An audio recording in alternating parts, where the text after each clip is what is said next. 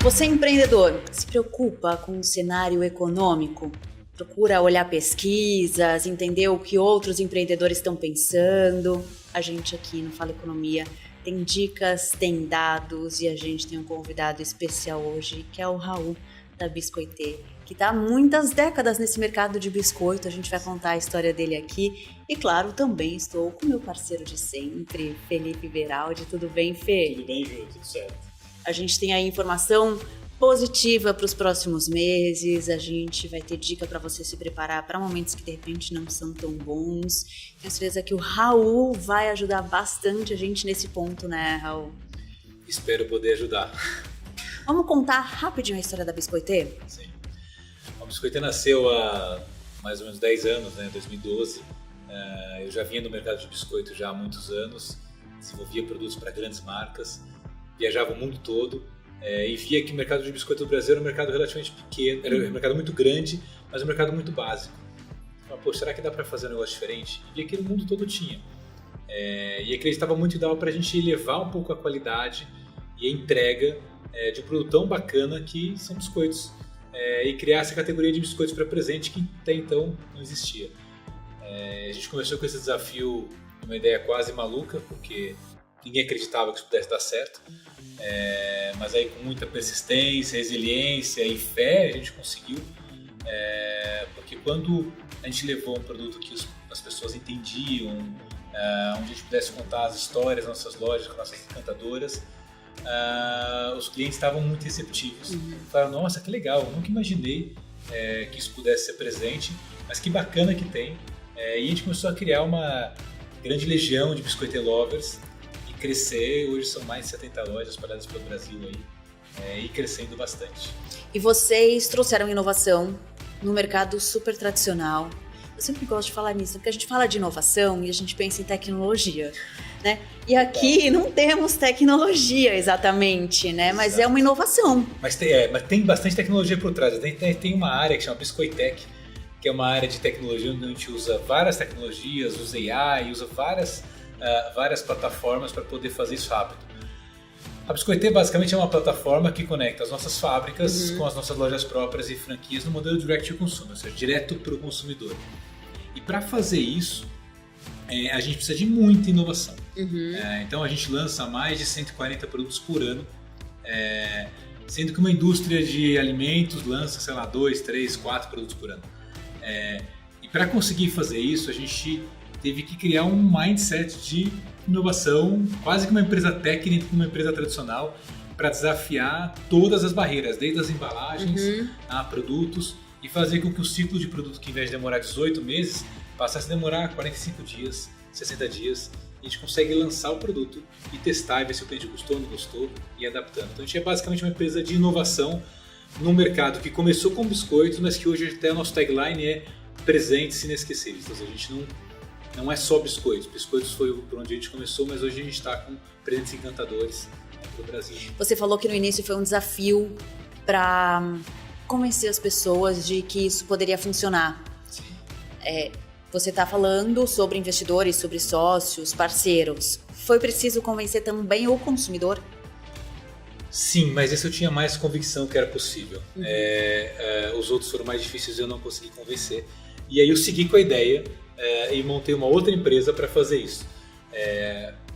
O consumidor, quando você leva para ele essa experiência completa, porque para que eu conseguisse contar essa história eu precisava sair das gôndolas dos supermercados, que era onde a gente estava acostumado a estar, porque eu não acredito que você consegue contar uma história do lado de 20 mil SKUs, 20 mil produtos. Ou seja, se meu produto fosse entre 20 mil produtos dentro do supermercado, eu não ia ter esse tempo. Para contar essa história, eu precisaria levar o cliente para um outro lugar. E aí veio a ideia das nossas lojas. A gente inicialmente não pensou em ter lojas.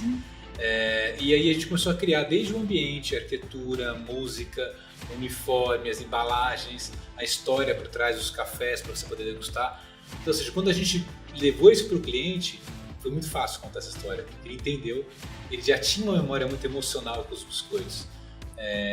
Agora, do ponto de vista dos meus sócios financeiros, do ponto de vista de economia, foi muito difícil, Porque falava, não, qual que é o teu mercado endereçável, como é que você vai fazer, mas, cara, não tinha resposta para tudo isso.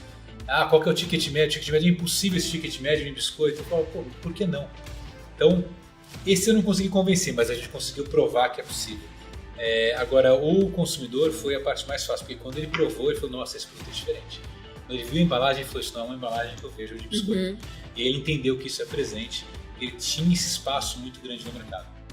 Mas acho que você falou 2 pontos que a gente cita muito aqui no Fala Economia.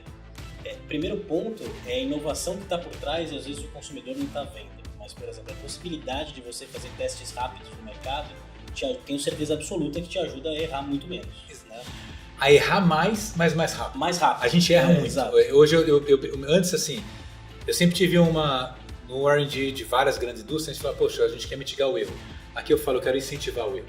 Porque mesmo que eu lance um produto e ele é rápido, no meu modelo de negócio eu consigo corrigir isso muito rápido. Então, se eu lançar um produto com preço errado, eu consigo em 2 cliques mudar o preço de todas as lojas. Sim. Se eu lançar um produto que a embalagem não funcionou, eu consigo em 1 mês tirar de todos os pontos de venda. Então é muito mais fácil e mais rápido, você se acerta muito mais, que você não precisa mitigar todos os erros antes de levar ele para o ponto de venda. E no final, a gente vê que a maioria das inovações não são inovações. Porque se por trás da inovação você precisa fazer um focus group, perguntar para o consumidor o que ele quer, às vezes ele não sabe que o biscoito pode ser esse produto. Se você tiver que validar um plano financeiro, se você tiver que validar um plano de embalagem, um mínimo, você não faz. E aí você acaba fazendo inovações só incrementais. Jamais, eu tenho 25 anos no mercado de biscoito, alguém ousou misturar parmesão curado 6 meses com trufas brancas de alba e gergelim num biscoito. E esse é um dos itens que a gente mais vende. Quando a gente lançou esse produto chamado Tartufo, ninguém entendia, nem o meu time. Falava, não, trufa, então é trufa de chocolate? Falava, não, trufa de alba. A gente teve que ensinar nosso time.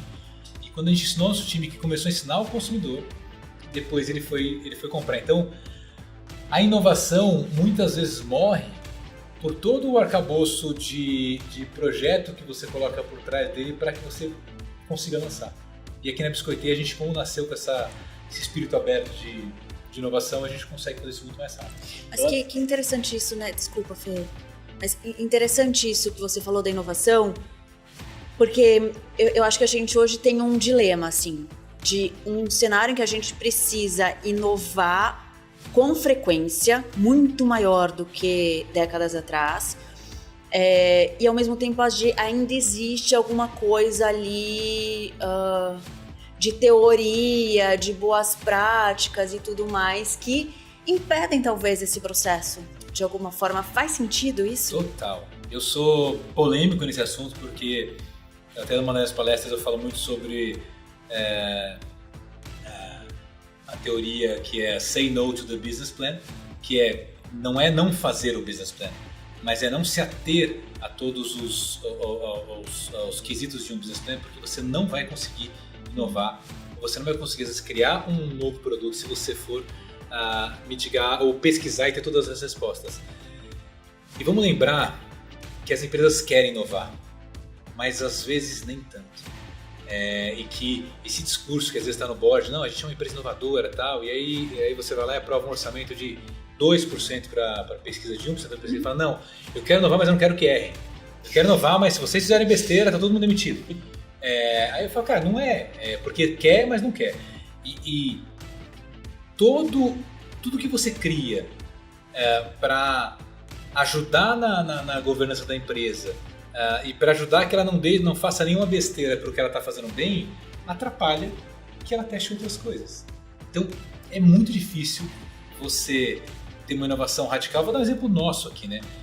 Quando eu precisava lançar um produto novo e eu precisava cadastrar no sistema, só para cadastrar no sistema eram 2 semanas. Cadastrar uma nova matéria-prima no sistema. E eu não podia testar se não tivesse cadastrado no sistema. Então eu levava quase 1 mês para conseguir as matérias-primas. Então, ou seja, isso foi feito para que, obviamente, tivesse as políticas contábeis, financeiras, mas ele impede a inovação. Os projetos, os staging gates, que são os projetos, o gerenciamento de projetos. Um projeto que não passa no gate X não vai para frente, mas eventualmente ele poderia ser um projeto legal. Então, eu acho que ou a gente precisa rever a forma de gerenciar projetos de inovação.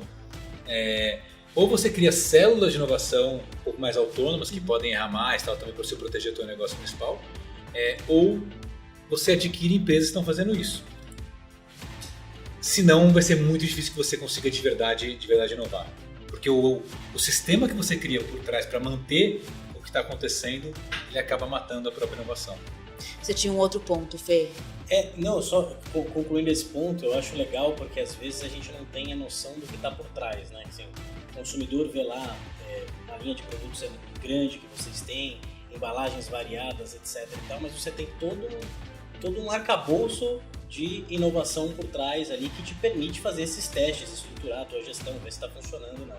E o segundo ponto que eu ia falar é o ponto da experiência, que eu acho que cada vez mais produto e serviço estão caminhando juntos. Eu tenho certeza que o consumidor hoje ele não vai na sua loja só para comprar o presente, ele vai atrás de uma experiência ou de uma experiência que ele vai gerar para alguém, né? Então, cada vez mais produto e serviço estão se entrelaçando na economia, né? Estão caminhando juntos, né? A gente fala sempre que a venda é uma consequência de um cliente encantado e não o oposto. Então o nosso time tem lá a meta de encantamento, eles têm a gente mede o NPS em todas as lojas, então, a gente precisa encantar o cliente. Se ele não estiver disposto a comprar naquele momento, tudo bem. Porque a experiência que eu dei para ele foi perfeita, a gente confia na marca, a gente confia nos produtos. Então a venda vai ser uma consequência. Não tem mais espaço no mercado para você vender produto, porque produto por produto, melhor ou pior, a diferença é muito pequena. Por quê? Porque a diferença do produto ela é técnica. Então assim, posso trocar de segmento aqui para carro, um carro que anda mais rápido, vai até 300 km por hora, até 200 km por hora, cara, se decidir comprar um carro por isso, você não decide, você decide comprar um carro pela parte emocional. Então esse carro vai me trazer status, esse carro vai me trazer realização, alguma coisa. As marcas desenvolvem produto com a parte racional do cérebro. Então, mais rápido, mais bonito, mais gostoso, com mais manteiga, com menos manteiga. Mas as pessoas consomem pela parte emocional. Então eu tenho uma relação com essa marca, eu sou bem atendido, eu tenho uma experiência. Por que as marcas então não desenvolvem produtos com uma base emocional, desenvolvem experiências com base emocional e aí agregam produtos? Essa é uma questionamento que eu faço sempre, entendeu? A Biscoitê faz isso. A Biscoitê começa por aí. E a gente começa, quando a gente lançou a empresa e a gente criou o nosso propósito, que é transformar a vida das pessoas através de momentos, biscoitos e presentes feitos com amor. Quando a gente colocou nossos 3 valores, pessoas, amor e empreendedorismo, essa palavra amor, ela incomodava muito todo mundo. Estou falando 10, 12 anos atrás. E quando a gente ia para as mesas onde a gente discutia os business plan, investidores, etc. Falando, não, aqui a gente precisa ver qual que é o EBITDA. Eu quero dobrar o negócio, o negócio tem que ser rentável, tem que dobrar. Eu falo, cara, peraí. Acho que a gente pode fazer tudo isso, mas a gente precisa começar com essa relação. Isso ainda é muito novo, mas naquela época era uma palavra, era quase um palavrão. Você fala, não, peraí, a gente está aqui, a empresa nasce para gerar lucro e distribuir a maior parte de dividendos para os sócios. Eu falo, cara, eu não estou empreendendo a Biscoitê é minha 5ª empresa. Assim, eu não empreendo mais só por isso, porque senão eu estaria fazendo outras coisas que dariam mais prazer. Eu empreendo porque eu acho que empreender é uma alavanca para que a gente possa transformar a vida das pessoas. Uhum. Se empreender é uma das maiores formas de inclusão social do mundo, por que eu não posso criar uma empresa que tenha isso como um dos principais pilares? E não é não ter lucro. A gente tem uma margem incrível, a gente cresce como uma empresa de tecnologia sendo produto, só que eu conecto as pessoas que estão com essa mesma vontade. E aí a gente começa a fazer coisas muito diferentes. Então, esse é o nosso principal componente. A gente não começa o desenvolvimento do produto pelo produto. Estava olhando hoje até, eu até fui curioso. Pedi um desenvolvimento do produto, mais ou menos, eu não lembro agora o número, tá? 4% ou 5% era produto, do mapeamento do tempo. Então, porque tem a embalagem, tem a experiência, tem o marketing, tem como a gente vai servir, tem a história que a gente vai contar por trás, tem tanta coisa por trás que a formulação em si, ela é muito importante. Mas é o de menos. Mas ela é mais uma das coisas importantes e não a única coisa importante. Muito bom. A gente vive um momento, e acho que isso tem muito a ver com o que a gente fala aqui até de cenário econômico, né, Fê? Que é um momento de muita incerteza. Mudanças tecnológicas cada vez mais rápidas, a gente tem uma incerteza econômica, a gente tem uma incerteza geopolítica. A gente vê tudo mudando muito. Você falou sobre a Biscoitê 12 anos atrás, como vocês discutiam as coisas ali na mesa de negócios e tal. E você falou muitos pontos que eu acredito que fazem parte dos negócios do futuro. Então, você olhar com amor, você olhar com ganha-ganha para todo mundo, com querer fortalecer a sociedade, né? Gerar transformação para outras pessoas. Vocês têm essa visão mesmo? Vocês acham que a Biscoitê é um negócio do futuro? Apesar de ser algo que é totalmente nostálgico, totalmente tradicional de alguma forma? Quando a gente foi definir o nosso propósito, um dos nossos conselheiros na época, uma pessoa incrível, ele me provocou muito e falou, cara, a gente não pode pensar nos próximos 5 anos ou 10 anos. Reflete o que não vai mudar nos próximos 50, 100, 200 anos. E depois de muita discussão, muita reflexão, eu cheguei à conclusão que o que não muda? Que pessoas gostam de pessoas. Pessoas precisam de pessoas. E quanto mais tecnologia a gente tiver, mais as pessoas vão precisar de pessoas. E por mais que eu seja um apaixonado por AI, eu uso todos os dias, eu incentivo todo mundo, eu brinco quando sair lá os robôs autônomos, eu sou um dos primeiros a comprar. A gente nunca vai substituir essa necessidade que a gente tem do outro, porque a gente precisa do outro para ser feliz. Então, eu acho que no varejo, a tecnologia vem para ajudar a empoderar as pessoas, para que eu consiga saber quando você chega na Biscoitê, o que você comprou, quem você é, o que você gosta, o que você não gosta, para que eu consiga dar um atendimento muito personalizado, escalado, né? São milhões de atendimentos por ano que a gente faz.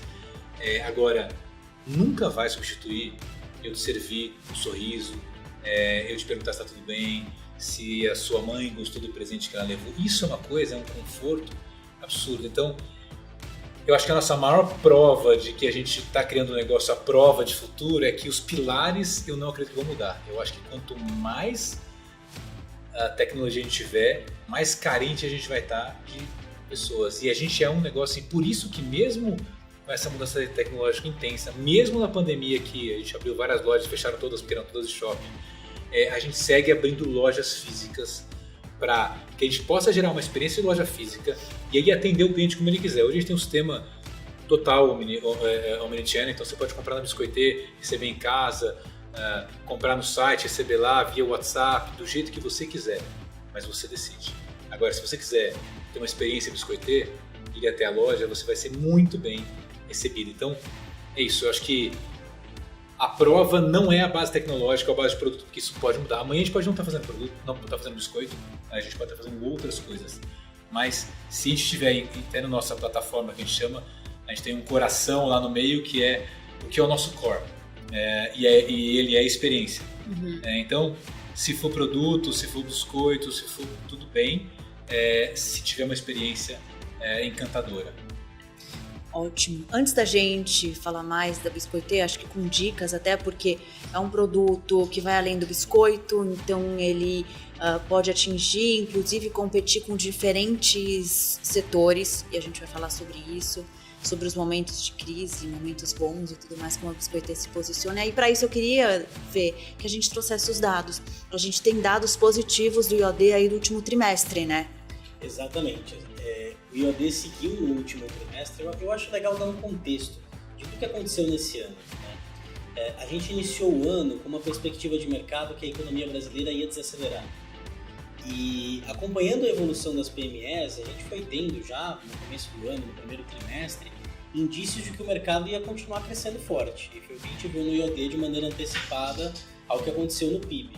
Novamente no terceiro trimestre, acho que tem 2 pontos relevantes, né? A gente viu o mercado em geral crescendo, faturamento real, de maneira bastante significativa, 8,6%.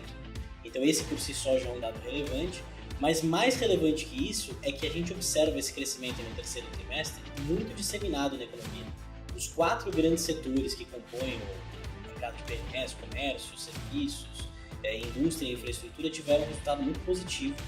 E chamou muito a atenção nesse terceiro tri o ritmo de recuperação do comércio, tanto do comércio atacadista, né, das PMEs atacadistas, quanto varejistas. Então acaba sendo um excelente driver aí para que essas empresas tenham uma expectativa muito positiva com esse quarto tri, que é um período sazonal usualmente forte para o varejo, né, para as vendas no varejo. E a gente tem, além desses últimos resultados positivos, nessa tendência de crescimento do setor, todo o contexto macroeconômico ainda sustentando o consumo das famílias no Brasil. O mercado de trabalho bastante aquecido, renda em crescimento.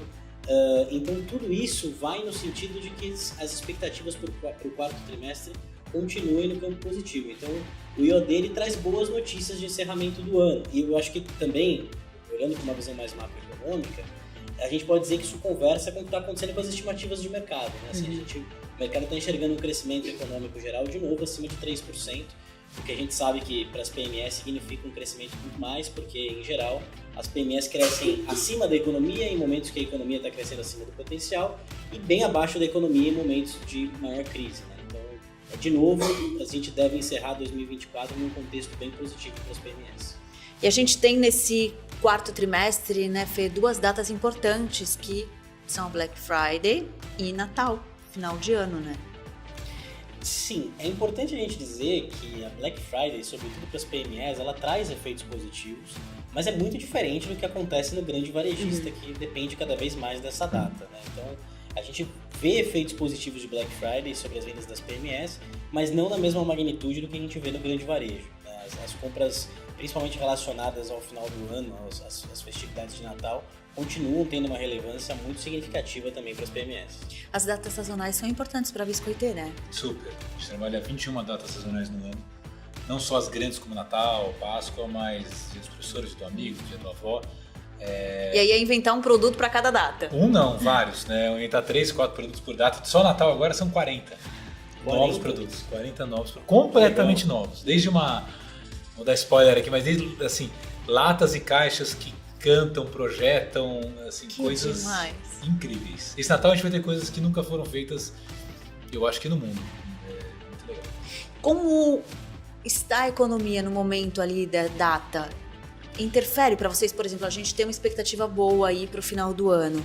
Isso muda na quantidade de produtos que vocês vão colocar no mercado ou em que tipo de produto vocês vão colocar?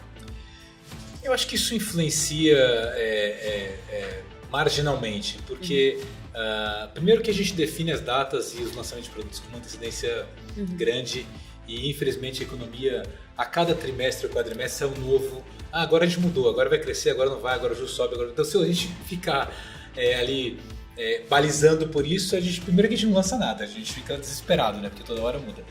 E como a gente tem um range de produtos que vão de um ticket que vão aí de R$20, 20 e poucos reais, até 300, 400 reais, eu consigo ter uma certa flexibilidade. Se a economia estiver melhor, é óbvio, as pessoas vão ter um pouco mais de renda e vão com os produtos com um pouco mais de valor agregado. Se a economia não estiver tão legal, vai ser a economia que a gente fala o Natal da lembrancinha, que a gente também surfa super bem essa onda. Então, a gente procura ter um mix de produtos que torne a Biscoitê inclusiva, ou seja, desde uma lembrancinha até um produto super especial, a gente vai ter disponível. Uma pessoa que de repente olha para vocês num primeiro momento, assim, pode pensar que, poxa, vem uma crise e vai afetar a Biscoitê, porque é um biscoito que é um pouco mais caro do que o comum ali do mercado, então isso vai afetar negativamente a Biscoitê. Não é verdade. Não é verdade. Inclusive os nossos clientes nem veem a gente e nem a gente se vê como um biscoito, a gente vê como um presente. Então, e vamos lá, a gente nasceu na crise, né, 2012, aliás. Foram tantas crises de 2012 para cá que eu não vou nem conseguir lembrar aqui, talvez você me ajude aqui, mas assim, Santa Dilma, Joesley... basicamente nasceram na maior crise econômica da história do Brasil. Nossa, é verdade. 2014 e 2015. Foi 2012 a gente começou, mas a gente abriu a primeira loja em julho de 2013. Pegaram já ali a crise de 2015. Todas as crises que você pode imaginar a gente já pegou. Então assim, e na prática isso muda muito pouco.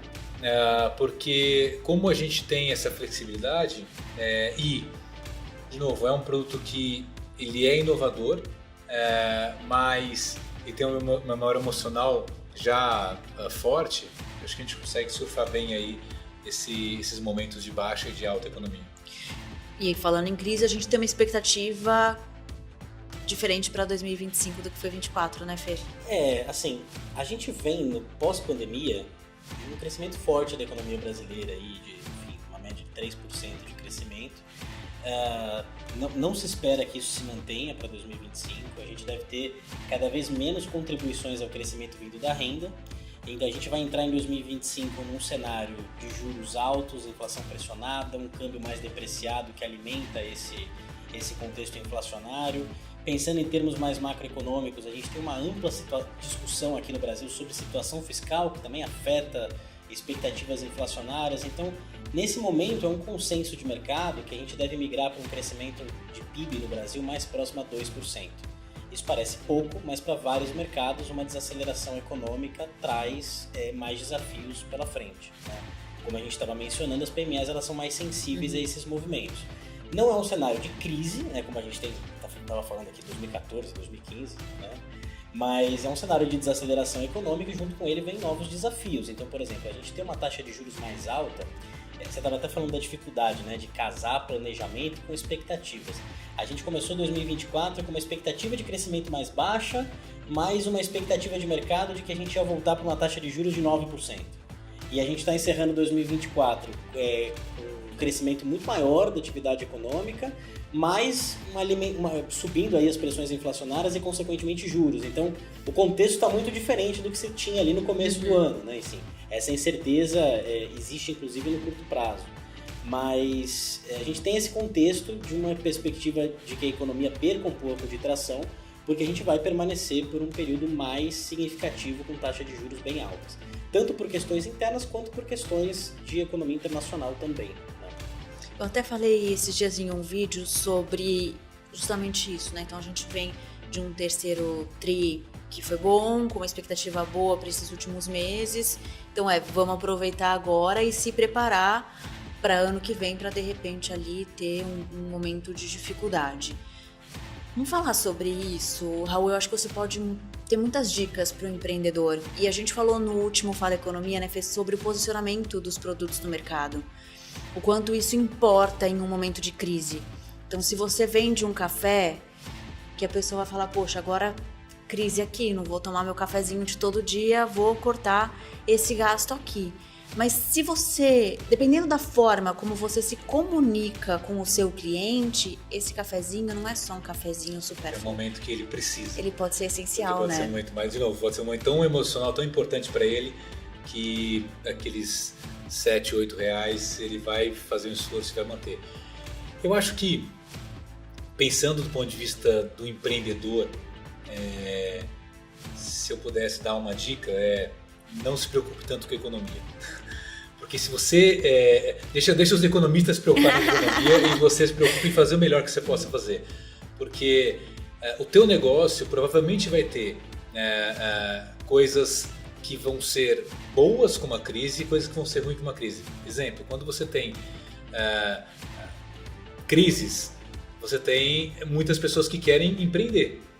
Então, para o meu negócio que a gente tem em franquia, é uma boa oportunidade, porque as pessoas querem empreender, aquele plano de crescimento da empresa não existe mais e ela resolve começar um negócio e mudar a vida dela. Então, isso é positivo. Então, eu acho que se preocupar demais com a economia faz com que você não faça as coisas. Por outro lado, tentar criar negócios que tenham tickets mais democráticos, né? Então, ou seja, não é que eu tenho um produto, a biscoiteira não é um produto para uma classe C, D e E, a gente não posiciona o produto para lá. Mas uma pessoa da classe C e D que queira ter biscoiteira pode ter com muito menos frequência do que uma pessoa da classe AB por causa do ticket. Mas tentar criar negócios que tenham proteções na crise. E talvez, quando o cenário é desafiador do ponto de vista da economia, é pensar qual é o mercado que eu não estou atuando. Então a gente hoje, o ano passado foi um segmento que a gente explodiu, o segmento corporativo. A Biscoiteira hoje, uma boa parte do nosso faturamento vem de presentes corporativos. Então desde bancos, instituições financeiras, varejo, collab com outras marcas, store in store, então ou seja, várias coisas surgiram na Biscoiteira e que ajudam que a gente venda, mesmo que não dependesse só do meu ponto de vista. Então, ou seja, diversificar a tua fonte de receita é muito importante para você ficar à prova de crise. Porque a única coisa certa no Brasil é que você vai ter muitas crises pela tua frente. Então, assim, se você vai empreender aqui, esteja preparado para a crise. Então, criar várias fontes de receitas ajuda que você não dependa. Se o movimento do shopping cair, a gente vai sofrer.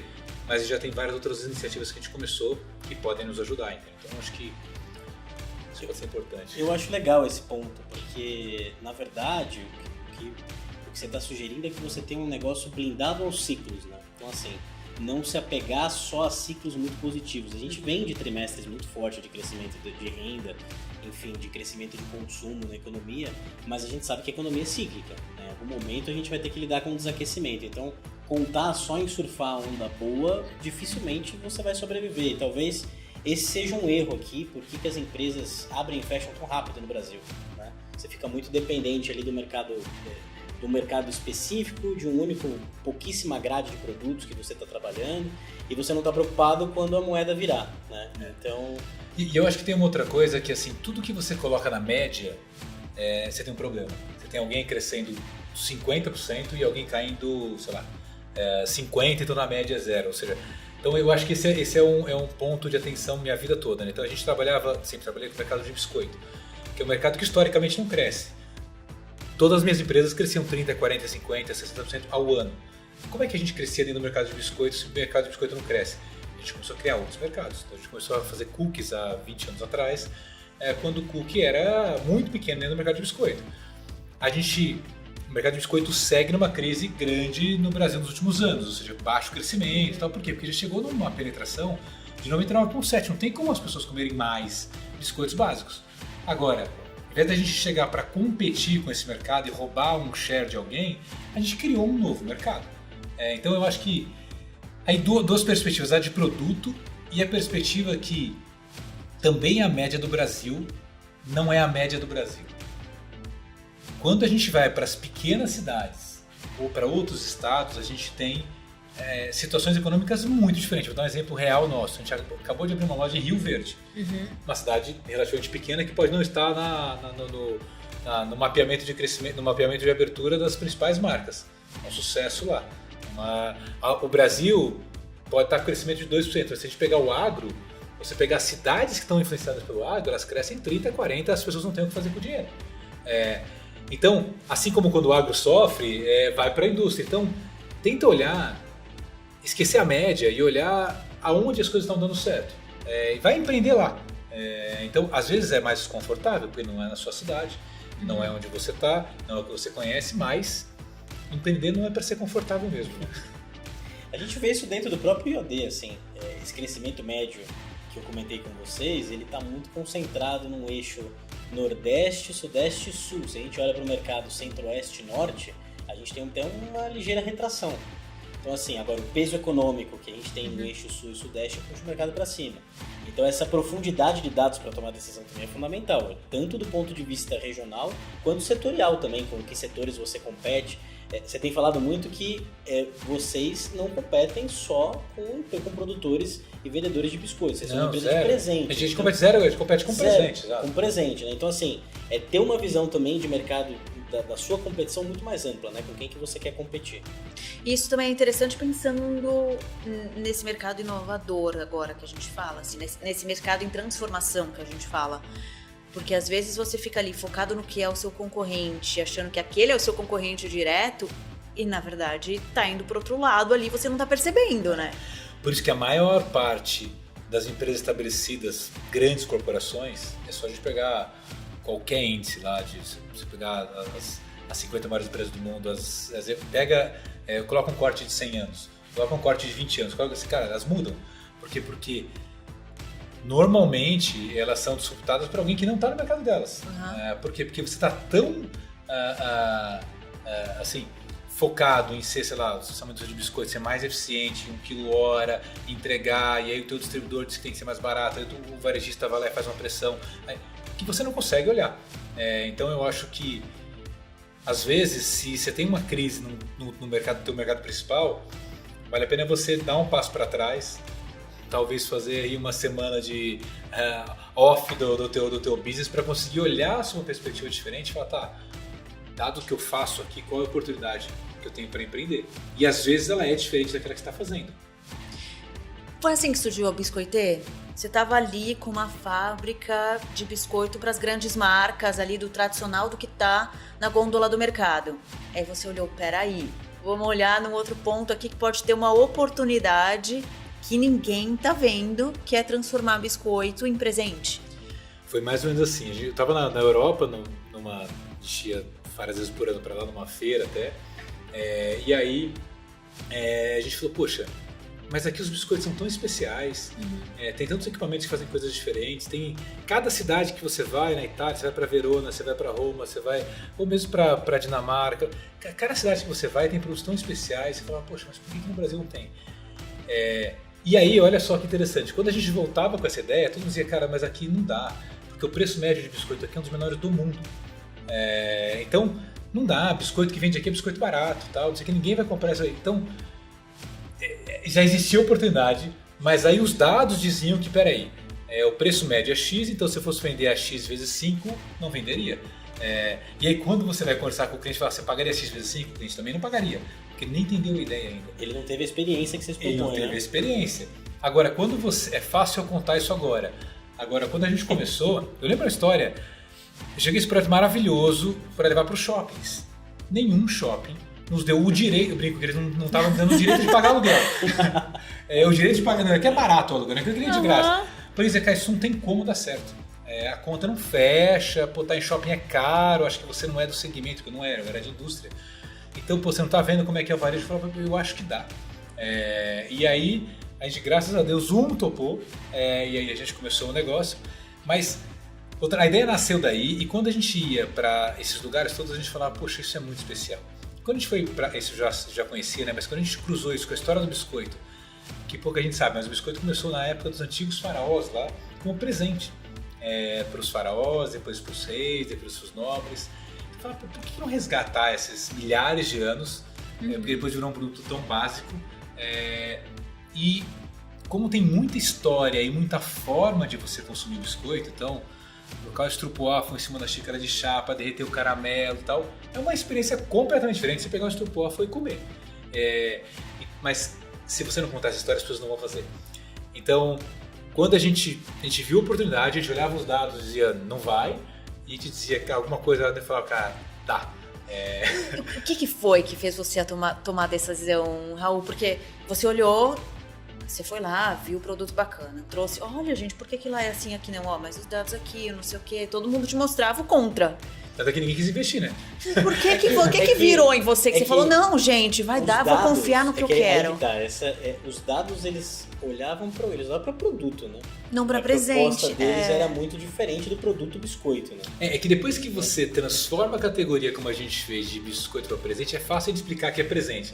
Na época não era fácil. Não. A ideia estava clara, mas ninguém dizia, tá bom, mas será? Então, o que fez, né? Eu acho que quando você empreende, você tem que acreditar muito na sua ideia.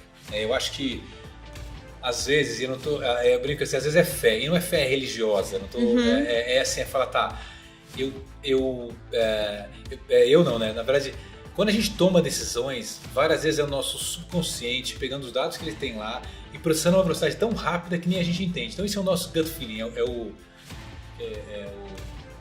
nossa intuição. A intuição é um pouco disso. Então, a intuição não é nada. A intuição é o nosso cérebro trabalhando mais rápido do que a gente consegue com todas as referências que a gente tem.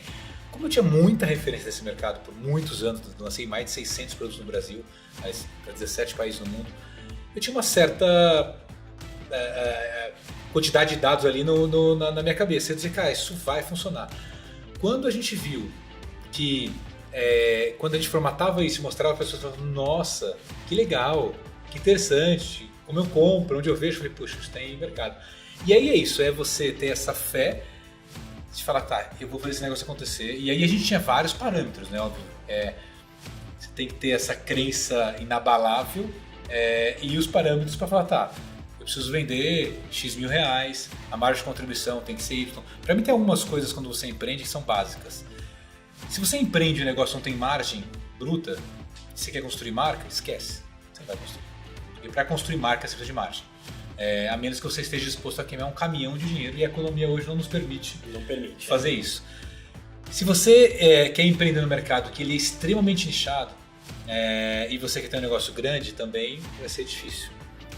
E se você quer empreender no Brasil um negócio que é capital intensivo, você tem que ser corajoso. Porque capital intensivo no Brasil, com uma taxa de juros do jeito que está, é muito difícil. Então,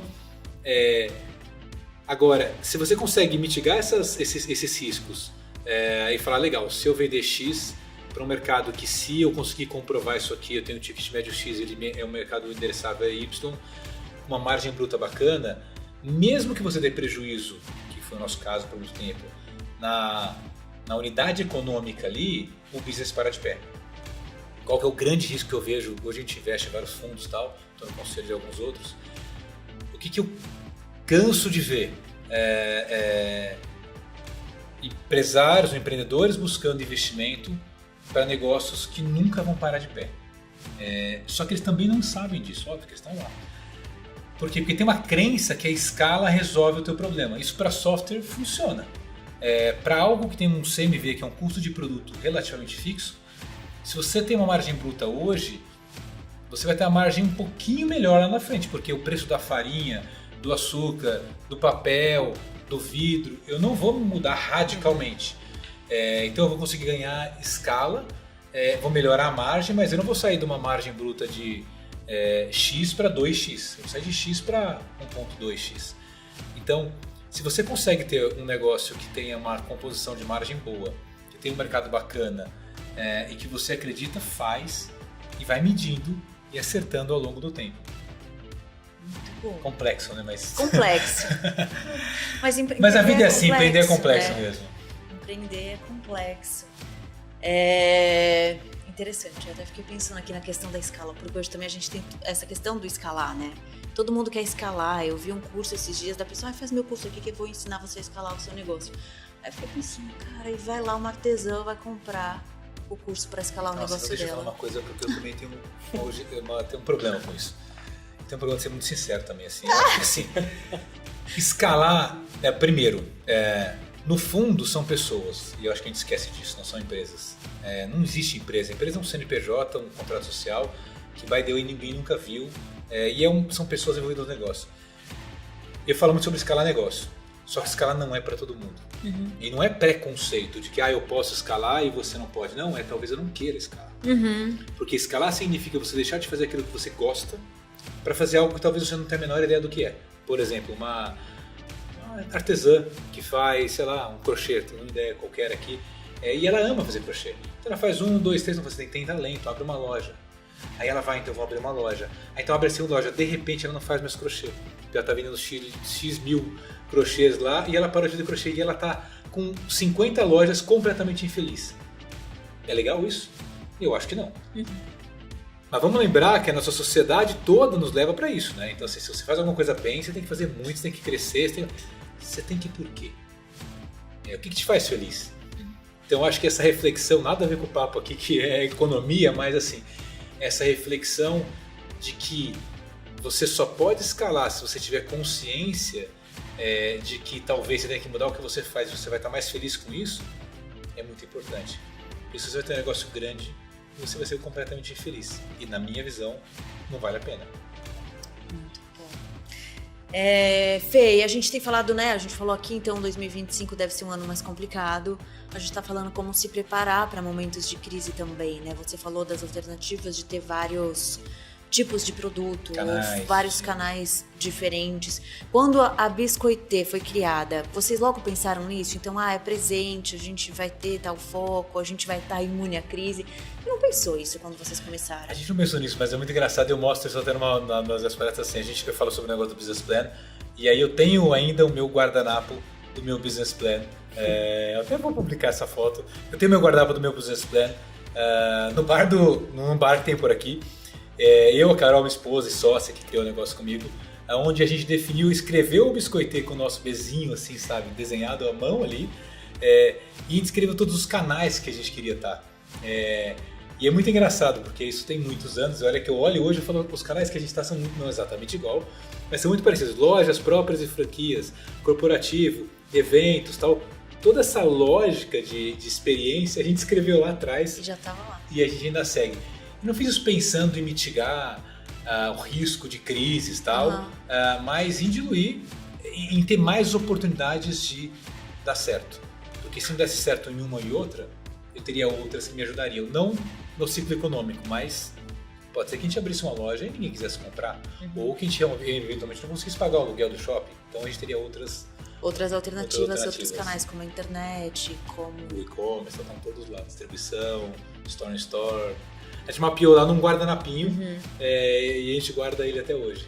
Muito bom. Mas sabe o que eu acho legal desse bate-papo? Assim, é claro que a gente está falando de um case de super sucesso, né? Que, enfim, você teve uma ideia que você teve... Primeiro você começou com uma grande dificuldade de vender assim, essa mudança no seu segmento, na sua indústria, no seu produto. Mas eu acho que você, nessa sua história de sucesso, você traz pequenos elementos que qualquer empreendedor pode colocar em prática em qualquer estágio do negócio. Assim. Quem ainda tiver com uma ideia, quem já começou, quem já deu errado e está começando de novo. Então, eu sugiro pescar essas frases que você trouxe aqui sobre a gente pode errar, mas a gente tem que errar mais rápido. Esse eu acho que é um conceito muito legal, porque de fato é o que você falou, tá empreendendo, tem que ter capacidade de errar. Se não tem espaço para errar, dificilmente vai sobreviver. Eu falo uma frase em toda a reunião nossa lá, né? Que a gente faz as coisas para dar certo, até dar certo. Exato. A gente não faz as coisas para ver se vai dar certo, a gente faz as coisas até dar certo. Porque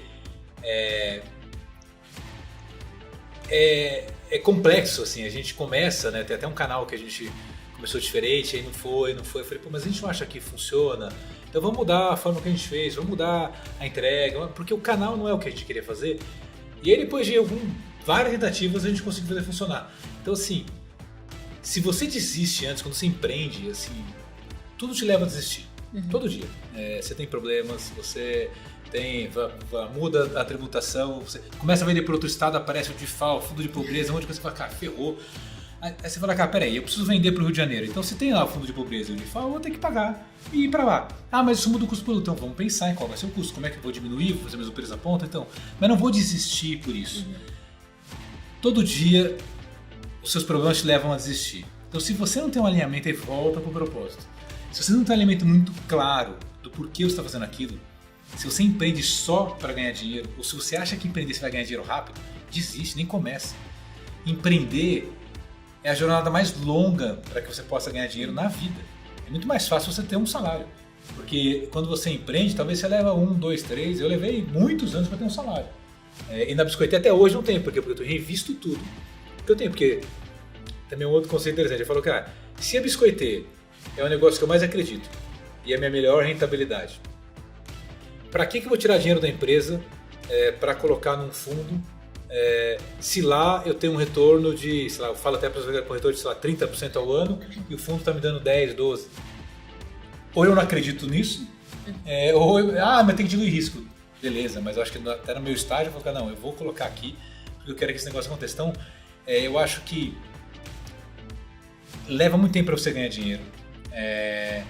Muitas vezes você ganha dinheiro numa venda de empresa. Eu tive a sorte de já ter vendido algumas empresas, a sorte de ter falido outras, então já aprendi também the hard way também de como fazer. Mas assim, você empreende e coloca a tua reputação, teu dinheiro, tua família, porque muitas vezes você sacrifica o tempo que você tem com a tua família, teus amigos, para fazer algo só por dinheiro. Talvez você desista rápido, entendeu? Tem hora que tem que desistir? Do sonho não, do negócio talvez. Eu acho que se você quer empreender, e se isso é algo que te faz feliz, você não deveria desistir nunca. Agora, eventualmente, você está empreendendo com um negócio que não tem uma das pilares que eu falei de margem, de escala, e aí você não viu isso antes, e você precisa pivotar o teu negócio. Você precisa falar, não, beleza, então vou fazer outra coisa. Agora, se você é feliz fazendo isso, não. Agora, de novo, assim como escalar, empreender também não é para todo mundo. É um outro erro, né? Tá uma cultura de que todo mundo tem que ser empreender. Cara, não é para todo mundo, por quê? Porque nem todo mundo dorme com a cabeça, o estômago, o corpo inteiro cheio de problemas e dorme. Empreender, várias vezes você dorme com... E não tem tamanho de negócio também. Eu já tive negócio que faturava 50 mil reais e negócio que faturava centenas de milhões de reais e nenhum dos dois eu tive paz ou falta, ausência de problema, vamos chamar assim. Porque a paz eu acho que é algo que você... Uma dica assim, filosofia estoica, gente. Você quer empreender? Vai estudar um pouquinho de filosofia que te ajuda a não perder o equilíbrio, porque você precisa estar equilibrado, senão você faz besteira. Mas, voltando, tinha sido um negócio que faturava centenas de milhões de reais, estava em vários países, tinha fundo, conselho, tudo que você puder imaginar do ponto de vista de governança. E, cara, e a minha vida era... A quantidade de problema que eu tenho hoje, eu tinha antes, era parecida. Então não tem tamanho, né? Quando eu crescer vai melhorar, não, vai piorar. Até me perdi no que a gente estava falando aqui. Sobre desistir, a hora de desistir eu acho que não. Agora, que empreender não é para todo mundo. Porque se você não consegue lidar com isso, isso vai te fazer mal. E aí você não vai conseguir ser um empreendedor feliz. Você não vai conseguir... Independente de você estar fazendo um negócio que te agrada. Independente de um negócio que agrada. Então eu acho que aí não vale a pena. E aqui no Brasil tem dados sobre isso, né? Assim, além de toda a complexidade que a gente tem no ambiente de negócios, no sistema tributário complexo e tudo mais, grande parte da taxa de sobrevivência das empresas no Brasil está relacionado com a participação alta de empreendedorismo por necessidade. Que é aquela pessoa que vai empreender porque ela precisa empreender, porque ela não tem oportunidade no mercado de trabalho, enfim. Não necessariamente porque ela tem uma veia empreendedora ou tem uma estrutura, enfim, para pilotar isso. Então, um dos fatores que explicam, sobretudo as empresas muito pequenas, né, os CNPJs muito pequenos, por que eles abrem e fecham tão rápido. Eu vim da periferia, fui criado na favela, na escola pública, uma história de... Brinco sim, lá na periferia todo mundo empreende. Porque isso aí é empreendedor por necessidade, o cara não tem um emprego, daí ele vai lá e empreende. Então acho que isso é economia. Agora, quando você empreende por necessidade, você está precisando tirar o teu ganha-pão dali. Quando você empreende por opção, a tua chance de fazer um negócio que escala é muito maior, porque você tem know-how, você tem dinheiro, você consegue trazer pessoas, você tem conexões, né? Então, e às vezes as pessoas empreendem até ganhar um pouquinho e falar, agora não vou fazer mais isso. E aí eu acho que é um desperdício, né? Porque você poderia agora fazer de uma forma muito mais estruturada, mas aí não é mais só pelo dinheiro, né? Mas você sabe uma coisa que eu falo? Eu falei isso muito na pandemia, que acho que foi um momento que as pessoas começaram a empreender muito por necessidade, né? Enfim, perderam seus empregos, ou enfim, não sei qual a situação a pessoa passou e precisou empreender. Eu vi muito aqui no meu bairro pessoas abrindo coisinhas, restaurante principalmente, né? Porque a pessoa vai empreender por necessidade, ela logo pensa em comida porque ela acha que todo mundo tem que comer. E normalmente a gente empreende por necessidade sem ter a veia empreendedora e mais do que isso, né? Sem ter informação. E eu acho que não é porque você empreende por necessidade que você precisa empreender sem um mínimo de estrutura de informação. Então busque informação para você entender. Você fala, fui demitido, vou receber aqui minha rescisão, tenho meu FGTS. Não sai abrindo um negócio de qualquer jeito para você ter um emprego. Espera, pensa, pega informação e aí você vai fazer. Então acho que a gente também tem essa ânsia do preciso, vou fazer, peraí, peguei aqui meu dinheiro, tenho um dinheiro aqui. Tem uma coisa assim, sabe? Isso aqui não tem como dar errado. Quando eu escuto isso, eu falo, cara, já deu errado, né? Porque tudo tem como dar errado. E eu acho que tem um pouco disso. Hoje, a informação está totalmente disponível. Você consegue fazer cursos nas melhores universidades do mundo sem pagar nada. E sem sair de casa. Sem sair de casa. Então assim, quando eu vejo, mas é que eu não sabia. Pô, mas você deveria saber. É o teu patrimônio. E mais do que o teu patrimônio, é a tua vida. Você vai dedicar o teu dia inteiro nisso, a tua vida nisso, e você não foi atrás. Então acho que assim, eu falei, eu estudei escola pública a minha vida inteira, mas depois eu fiz Babson College, Altona University na China, Berkeley, cara, eu fui atrás de conhecimento no mundo todo. E sigo fazendo vários cursos sempre que posso. Por quê? Porque ir atrás de conhecimento é a base para você aprender com o erro dos outros. Porque no final o que você aprende em uma universidade e tal o que fizeram neste segmento que deu certo e deu errado. E você não é obrigado a aceitar aquilo que você... É outra coisa, sabe? As verdades nunca são absolutas. Qualquer verdade absoluta para mim é burra. Não tem. Então, ou seja, se alguém te fala uma coisa, filtra. Talvez o que o Raul diga sirva para o Raul, mas não sirva para a pessoa que está nos ouvindo aqui. Então, vai escutar. Mas é que esse cara fala besteira, mas alguma coisa talvez seja legal. Porque faculdade não serve para nada, porque, cara, alguma coisa serve. extraia o melhor, mas vai atrás de informação antes de começar o teu negócio. Porque vai custar muito mais caro, vai gastar muito mais tempo se você errar. Então, acho que é o que você falou, tem que ir atrás de informação. Tem que ir atrás de informação, mesmo que tenha ali a necessidade batendo na sua porta, né? Eu acho que fica um pouco isso, assim. Pra gente fechar, que a gente já tá num papo aqui há um bom tempo, né? Eu sempre cedo. Pra gente pensar, vamos imaginar 2025, a gente tem aí uma perspectiva de um crescimento menor, não é uma crise, como o Fê falou. Como se preparar? A Biscoitê se prepara para esses momentos. Então você falou, vocês são uma marca ali anticrise porque vocês estão ali disponíveis. Vocês são uma marca anticrise porque estão disponíveis disponível. Vocês são uma marca anticrise porque está disponível em vários canais e para públicos diversos. Então eu posso atender o público A no dia a dia dele, atender o público C que quer presentear. Numa crise o público A vai presentear com a Biscoitê. Mas vocês se preparam para isso? Então você fala, agora tá bom, então a gente tem um final do ano bacana, a Biscoitê investindo, colocando mais produtos no mercado, ano que vem talvez não seja tão bom. Existe uma preparação de, vamos direcionar para tal canal, ou não? Não precisa disso? Não, tem, eu acho que seria leviano falar, não, a gente não olha isso, não, acho que é importante, a gente só não considera isso como um fator super alto na nossa curva de decisão. Então, em um Brasil de juros altos, de crédito difícil, o que acontece? Eu preciso ter um negócio que para o meu cliente, que é um investidor em franquia, tem uma rentabilidade maior do que a conta que ele vai fazer. Então, a gente tem aí já, para o ano que vem, mapeado um número grande de lojas novas que a gente quer abrir. Então, eu preciso ter um discurso e uma margem interessante para conseguir convencê-lo com juros nesse patamar, que é muito diferente de quando o juros estava 2%, que aí qualquer coisa qualquer coisa não, mas o negócio parava de pé muito mais fácil. Então tem sim, do ponto de vista de produto, menos, porque eu acho que a gente já tem essa régua de preço, como a gente chama já, bem aberta, mas como a gente tem ainda 342 biscoiteiras para abrir, mapeadas no Brasil todo, ou seja, a gente já tem um caminho de crescimento gigantesco. Então é executar aquilo que a gente planejou e que a gente se estruturou nesses últimos anos. Como você vê 2025, Fê? O que você diria para esse empreendedor que de repente pode ficar aí meio cabreiro com essa informação? Eu vou compartilhar até uma pesquisa recente que nós fizemos aqui na MBA. A gente se aproxima, né, dos pequenos empresários, conversa um pouco sobre ambiente, e a gente percebeu nessa última pesquisa que a gente fez agora em outubro, em relação aos resultados do primeiro semestre, uma piora muito grande na visão sobre o ambiente de negócios em geral. Só para vocês terem uma ideia, assim, mais de 70% de quem participou da nossa pesquisa enxerga a economia ou estagnada ou piorando.